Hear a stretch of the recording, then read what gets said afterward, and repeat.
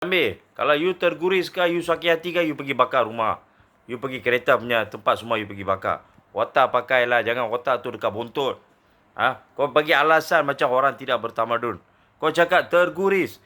Masa you curi tanah, you ceroboh tanah, you tak mau bagi balik itu tanah itu sama dekat tuan tanah, masa tu orang tak terguris ke?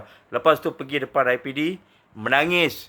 Lepas tu cakap, ini PDRM tak harap betul. Anak saya kena lebam. Kepala otak you. Anak you apa? Nelson Mandela ke? Mahatma Gandhi. Masa you bakar kereta saya, masa you pecahkan rumah saya, masa tu you orang happy lah.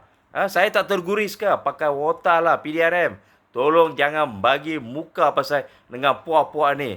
Harap-haraplah lebih banyak puak-puak ni ditangkap lah.